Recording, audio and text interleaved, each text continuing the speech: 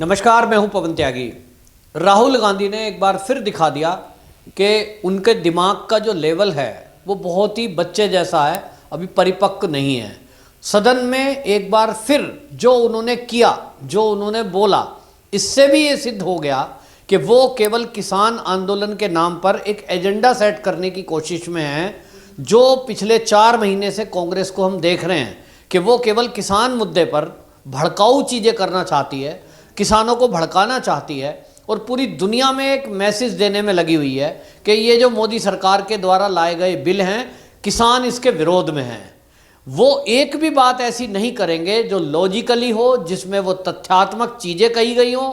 उनके चाहे सांसद हों बिट्टू, चाहे वो खुद हों, चाहे वो फिर अधीर रंजन चौधरी हों, सबके सब वो टूल किट के एक सदस्य की तरह, टूल किट के टूल की तरह वो काम कर रहे हैं और अपने एजेंडे पे काम करके और भाग जाते हैं। पहली बार सदन में वो बोले और बोलने को खड़े जब हुए थे तो वो बजट पर बोलने को खड़े हुए थे, क्योंकि ये बजट सत्र है। लेकिन बजट पर एक शब्द नहीं बोल पाए, क्योंकि बजट पर शायद उनको बोलने के लिए कुछ है नहीं, और इसलिए वो भाग गए कि बजट पे मैं बाद में बोलूँगा। ये बहुत ही शर्मनाक है कि बजट का भाषण हो रहा हो, बजट पर धन्यवाद प्रस्ताव हो रहा है और सभी सांसद बजट पर बोल रहे हैं। बजट में क्या खामी आपको लगी उस पर बोलना है, लेकिन आप बोल रहे हो किसान बिल पर। किसान बिल पर तो चर्चा नहीं थी, तो क्यों बोला? बिना अनुमति के बोला। फिर बिना स्पीकर के अनुमति के आप किसानों की मृत्यु पर मौन रखवा रहे हो। किसके एजेंडे पर काम कर रहा है राहुल गांधी? ये पूरे देश को जानना है। क्या राहुल गांधी किसी एजेंडे पर काम कर रहे हैं? एजेंडे पे काम कर रहे हैं, यहां तक तो ठीक है, लेकिन क्या इसके पीछे वो लोग हैं जो इस आंदोलन को शह दे रहे हैं खालिस्तानी मूवमेंट के तर्ज पर? तो राहुल गांधी क्या चीन के इशारे पर ये सब कर रहे हैं? ऐसा क्यों कर रहे हैं कि जो सदन की मर्यादा है वो उसके बारे में जानते हुए भी, क्योंकि वो नया बच्चा नहीं है कि आज पहली बार सांसद बन के आया है, उसको सारा कानून पता है कि स्पीकर की अनुमति के बिना वहां खड़े होकर आप एक सेकंड नहीं बोल सकते। वो अमर्यादित है और इस पर स्पीकर नाराज भी है। शायद इन पर कोई कार्रवाई हो, और मैं तो कह रहा हूं होनी चाहिए, क्योंकि आप सदन के अंदर मजाक बना के रखोगे। उसको पता है कि जो सरकारी चैनल है लोकसभा टीवी, उसके जरिए आप पूरे दुनिया में देखे जा रहे हो, लाइव प्रोग्राम चल रहा है। तो राहुल गांधी को लगता है कि अपना एक एजेंडा बोलो, एक अपने जो शब्द बोलने वो बोलो और किसानों को ये मैसेज दो कि राहुल गांधी और कांग्रेस किसानों के हित में है। देखो भाई, वो एजेंडा देने में लगा है कि वो किसान जो मरे हैं, हालांकि किसी की भी मौत हो वो दुखदाई है, लेकिन उसको सदन के पटल पर आप राजनीति के लिए इस्तेमाल करें, ये बहुत ही शर्मनाक है। और राहुल गांधी ने ये किया। जब उनसे ये कहा कि आप बार बार क्यों किसान का नाम ले रहे हो, बजट सत्र पर बोलना है, तो वो भाग गए। इसका मतलब ये है कि बजट के बारे में उनके पास कोई नॉलेज ही नहीं है, या इसका मतलब ये माना जाए कि जो मोदी जी का बजट सत्र में बजट जो प्रस्तुत हुआ है, इसमें कोई उनको कमी लगी नहीं है और इसमें सारा कुछ अच्छा है। लेकिन ऐसा नहीं है। जो लोग राहुल गांधी को ये भोला भाला समझ रहे हैं, ये बहुत शातिराना दिमाग है और वो केवल और केवल चीन के एजेंडे पर काम कर रहे हैं। और चीन के एजेंडे को चलाते हुए आप देखिए कि जो चीन की लाइन है वो ये है कि सदन में आप वॉकआउट करो, सदन में हो हल्ला करो, विकास के जितने भी काम है उसमें बाधा बनो, देश की सुरक्षा के बारे में सेना पर सवाल उठाओ। तो वो हमेशा इस तरह की बातें करते हैं। अपनी बात बोलनी है और वो भी झूठ बोलनी है, और झूठ बोलकर वहां से भाग जाना है। जब मोदी जी बोल रहे थे तो अपने आरोप लगाए, लेकिन जब मोदी जी से जवाब मांग रहे हो आप सदन में, और आए दिन बाहर भी आप कह रहे हो मीडिया में कि मोदी जी जवाब नहीं दे रहे, मोदी जी क्यों नहीं बोल रहे, और जब मोदी जी बोलने को लिए खड़े हुए तो राहुल गांधी के इशारे पर सारे कांग्रेसी सदन को छोड़कर भाग गए। ये भागने की ये जो नीति है, ये राहुल गांधी की एक सोची समझी रणनीति है, ये चाल है, क्योंकि सच्चाई के सामने कांग्रेसी टिक नहीं सकते और झूठ बोलकर वो भागने की ताक में रहते हैं। राहुल गांधी ने सदन में क्या बोला कि मोदी सरकार हम दो हमारे दो पर काम कर रही है।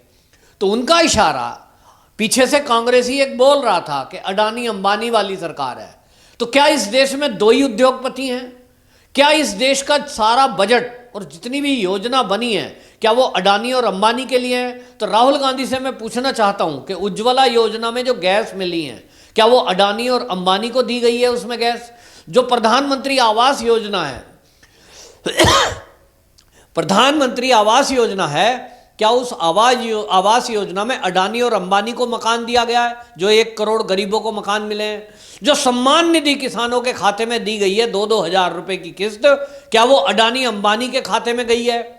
अगर उन्होंने प्रधानमंत्री के कौशल विकास योजना के तहत लगभग 2 करोड़ से ऊपर युवकों को रोजगार दिया है, तो क्या वो अडानी और अंबानी के बच्चे थे? मैं राहुल गांधी से पूछना चाहता हूं कि मुझे बताइए कि प्रधानमंत्री की इस देश में 2014 के बाद जब मोदी जी आए हैं और उन्होंने जो देश में योजनाएं लागू करी हैं, क्या वो अडानी और अंबानी के लिए हैं? जो हाईवेज बन रहे हैं, क्या उस पर केवल अडानी और अंबानी चलता है? जो राफेल खरीदा गया है, क्या वो अडानी और अंबानी की सुरक्षा में लगाया गया है? मैं ये पूछना चाहता हूं कि राहुल गांधी ने अगर ये सवाल उठाया है कि मोदी सरकार केवल 2 आदमी के लिए काम करती है, हम 2 हमारे 2, मतलब उसने अडानी और अंबानी पीछे से बोला, तो राहुल गांधी मुझे ये बताया कि अडानी और अंबानी के लिए इस सरकार ने क्या क्या किया है। क्या आपकी सरकार में ऐसा था कि कुछ उद्योगपतियों को गोद में रखा गया था और उन्हें पाला गया था? बेमतलब का आरोप क्यों लगाता है और लगा करके फिर भाग जाता है? सदन में बजट सत्र पर एक शब्द नहीं बोलता, इसका मतलब बुद्धि का स्तर इतना नहीं है कि वो बजट को एनालिसिस कर सके और बजट के बारे में बता सके कि इसमें क्या अच्छा है क्या बुरा है। और इसलिए बजट पर बोलना नहीं है, उसको झूठ फैलाना है और झूठ फैलाकर भाग लेना है। तो वो अपने एजेंडे पर कामयाब है। दोनों भाई बहन एक ही काम करते हैं। हालांकि अनुराग ठाकुर जो मंत्री है, उन्होंने जवाब भी दिया कि राहुल गांधी का हम 2 हमारे 2 जो है, वो जो मोदी सरकार पे आरोप लगा रहे हैं, तो राहुल का एजेंडा है, वो कांग्रेस का एजेंडा है। हम 2 मतलब मेरी मां और मैं, और हमारे 2 मतलब प्रियंका और उसके बच्चे या उसके जीजा जी, और उसी के लिए सारे काम किए। कहां कहां जमीनें नहीं हड़पी। अनुराग ठाकुर ने ऑन द रिकॉर्ड सदन में ये बात बोली है। तो अब आप देखिए कि राहुल गांधी जो भाग गया सदन छोड़कर, भागने का कारण क्या है? भागने का एक ही कारण है कि मोदी सरकार के द्वारा लागू की गई जो योजना है और जो बजट प्रस्तुत किया गया है, वो बजट वास्तव में इतना लाजवाब है कि पूरी दुनिया में उसकी तारीफ हो रही है। कि आप ये देखिए कि कोरोना के काल में जब पूरे देश की अर्थव्यवस्था चरमरा सकती थी, जिस तरह से लोगों को फ्री अनाज दिया गया, लोगों को बैठे हुए सैलरी दी गई, सरकारी कर्मचारियों को, इस काल में अच्छे अच्छे देश लड़खड़ा गए। हमने वैक्सीन बनाई, हमने करोड़ों अरबों रुपए की दवाइयां कई देशों को तो फ्री में बांटी। हमारे देश में जो बीमार हुए उन लोगों को फ्री में इलाज दिया, फ्री में उनको क्वारंटाइन किया गया। अरबों खरबों रुपए का बजट उसके ऊपर खर्च हुआ। और उसके बाद ये जो बजट आया है, इस बजट में 1 रुपया भी टैक्स अतिरिक्त किसी भी व्यक्ति पर नहीं लगाया। ये बहुत बड़ी उपलब्धि है, ये बहुत बड़ी बात है। लोग कह रहे थे कि अब अलग से कोई टैक्स लगेगा, भारी भरकम बोझ अब देश की जनता पर पड़ेगा। ना कर्मचारियों पर टैक्स बढ़ाया, ना दुकानदारों पर टैक्स बढ़ाया, ना आम जनता पर बोझ डाला। और जो योजनाएं हैं देश की, वो योजनाएं यूं की तू जारी रही। ये है मोदी सरकार की सफलता। लेकिन इस पर ये एक शब्द नहीं बोल सके, क्योंकि ये बोल ही नहीं सकते, ये बोलने लायक नहीं है। क्योंकि कांग्रेस के टाइम में कभी भी ऐसा नहीं हुआ कि जब इन्होंने इस तरह के काम में कभी भी कुछ ऐसा आया, अगर आपदा विपदा आई, आम जनता के ऊपर उसका बोझ ना डाला हो, घोटाले ना किए हों, घपले ना किए हों। जिस तरह से आप देखिए कि पिछले लगभग 6-7 महीने से, अब तो ऊपर हो गया, लगभग 1 साल होने को आया है, मोदी सरकार ने राशन के जरिए गरीब लोगों को राशन पहुंचाया, अभी तक चल रहा है। अगर कांग्रेस का शासन होता तो इसी में करोड़ों रुपए के वारे न्यारे हो गए होते। राशन डीलर हमने देखा है कि राशन की जिसके पास दुकान है, वो एक राशन की दुकान से 1 साल के अंदर ही किस तरह से लखपति बन जाता है। 2-4 साल रह गया तो करोड़पति बन जाता है। क्योंकि जो राशन में गरीबों के हिस्से का राशन है, वो गरीबों को नहीं मिलता था, वो आम मार्केट में आके बिक जाता था।